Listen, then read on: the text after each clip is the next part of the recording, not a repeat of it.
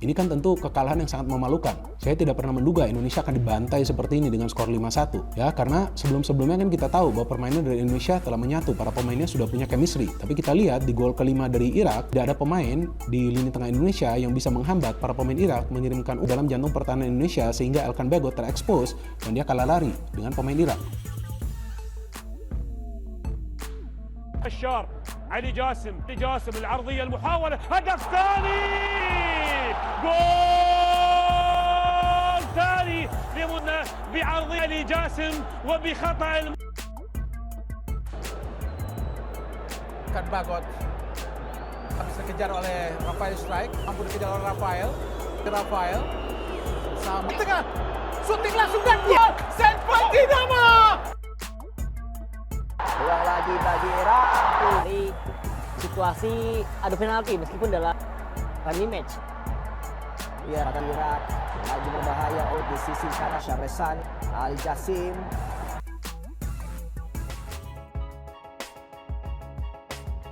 Porak-poranda di kandang Irak. Line up timnas Indonesia tuai kontroversi.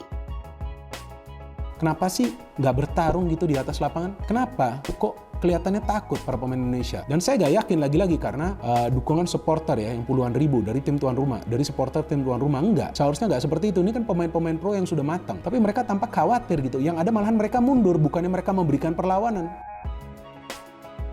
Timnas Indonesia mengalami kekalahan telak atas Irak dengan skor 5-1 di kualifikasi Piala Dunia 2026 zona Asia, Kamis 16 November 2023.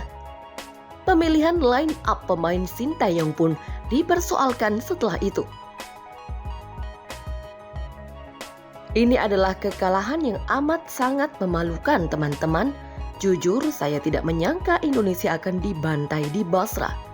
Demikian kata pengamat sepak bola Binder Singh, dilansir dari kanal YouTube Bola Bung Binder. Memang, Irak merupakan salah satu lawan tersulit Indonesia di grup F yang juga dihuni oleh Vietnam dan Filipina. Namun menurut pengamat yang akrab disapa Bung Binder itu, skuad asuhan Sintayong sebenarnya punya peluang menang 50%. Karena ini juga pertandingan perdana Irak, mereka tidak akan dengan mudah menang melawan Indonesia. Demikian ungkap Bung Binder. Namun sayang, para pemain Indonesia tidak bisa bermain taktis ketika mereka harus dalam posisi bertahan ke dalam. Nampak dari jalannya pertandingan, Sintayong seakan meminta anak didiknya bermain low block atau pertahanan rendah di dekat kotak penalti. Menurutnya, melawan tim tuan rumah yang bermain agresif seharusnya lebih ideal untuk bermain bertahan dengan membendung permainan Irak di lini tengah atau dengan kata lain bermain dengan mid block. Masalahnya adalah di atas lapangan tidak ada pemain timnas Indonesia yang berani untuk bisa melakukan counter press. Saya melihat para pemain Indonesia hanya menunggu, melihat pergerakan dari para pemain Irak yang menguasai bola tapi tidak melakukan pressing. Demikian terangnya. Selain karena strategi low block, pengamat yang sudah berpengalaman di dunia sepak bola Indonesia ini juga mengaku bingung dengan pemilihan pemain timnas Indonesia. Mulai dari penjaga gawang Nadio, kemudian di lini tengah adanya Adam Alis, lalu di depan ada sang pelari Dendi. Ini saya bingung sekali pemilihan pemain-pemainnya. Demikian ujar Bung Binder. Tak cukup sampai di situ. Pengamat sepak bola Indonesia tersebut juga turut mempertanyakan tatkala Adam Alis tampil underperform. Namun digantikan oleh Arhan Fikri. Sebagaimana diketahui, Arhan Fikri baru berusia 18 tahun. Ia pemain muda yang belum punya pengalaman matang dalam bermain di pertandingan internasional seperti melawan Irak ini. Pertandingan yang sangat berat ketika bermain di luar Indonesia dan ternyata betul kan dia membuat kesalahan. Demikian ucap Bung Binder. Semestinya pada pertandingan yang ekstra berat ini, Sintayong memilih pemain-pemain yang mentalnya sudah teruji kuat. Akan tetapi, nama-nama yang sudah bisa dibilang memiliki mental kuat seperti Makrok dan Asnawi juga tidak bisa bermain maksimal dan sering melakukan kesalahan fatal. Elkan Bagot juga tidak bisa membaca umpan-umpan yang masuk ke dalam kotak penalti. Irak dengan leluasa mencetak gol keempat, padahal mereka berhadapan dengan 5 pemain Indonesia yang berada di dalam kotak penalti. Begitu pula dengan sang kiper Nadeo Argawinata yang kesulitan untuk bisa melakukan penyelamatan. Padahal para pemain Irak juga membutuhkan waktu untuk bisa melepaskan tendangan. Karena sebetulnya banyak pemain dari Indonesia yang berkumpul di tepi kotak penalti, namun sayang tidak ada yang bisa menahan bola dan mengatur tempo, baru kemudian memberikan bola ke depan. Demikian beber Bung Binder. Pada pertandingan selanjutnya, Timnas Indonesia akan melawat ke Stadion Rizal Memorial Filipina pada Selasa 21 November 2023. Ketua Umum PSSI Erick Thohir menyatakan Timnas Indonesia butuh banyak pemain-pemain potensi agar bisa berprestasi. Jadi, pihaknya terus mencari pemain-pemain potensial setidaknya sampai 150 pemain top di semua kelompok umur.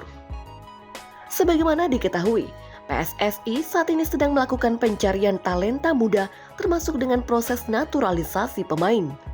Hal itu pun dianggap jalan terbaik untuk memenuhi kebutuhan pemain berkualitas Timnas Indonesia.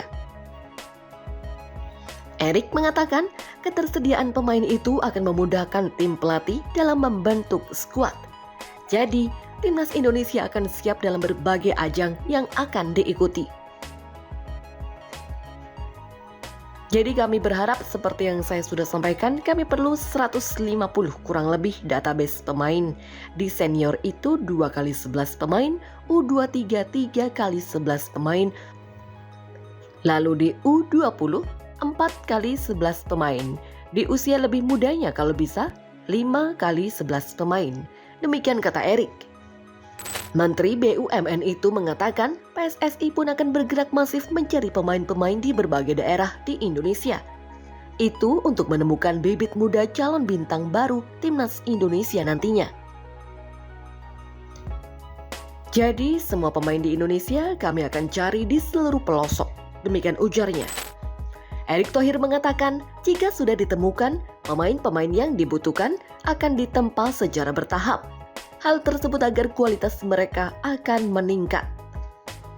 Seperti yang diketahui, kegagalan di Irak menandakan kualitas pemain lokal masih belum bisa bersaing dengan pemain naturalisasi. Oleh karenanya, PSSI menggalakkan proses naturalisasi agar lebih cepat dan efisien. Salah satunya adalah proses naturalisasi Justin Hubner sebagai warga negara Indonesia dalam waktu dekat ini bakal rampung. Bahkan disebut-sebut pada pekan ini dokumen sudah ditandatangani oleh Presiden Joko Widodo. Untuk selanjutnya adalah pengambilan sumpah dan pemindahan federasi.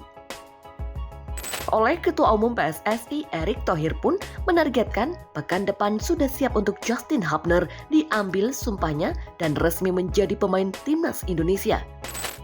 Sementara itu, untuk 3 pemain lainnya, disampaikan Erick Thohir jika saat ini sedang mengeput proses naturalisasi mereka. Diyakini oleh Erick Thohir, seluruh proses tersebut bakal rampung pada pertengahan Desember 2023. Mereka akan resmi menjadi WNI sebelum Piala Asia 2023 yang akan digelar pada Januari 2024.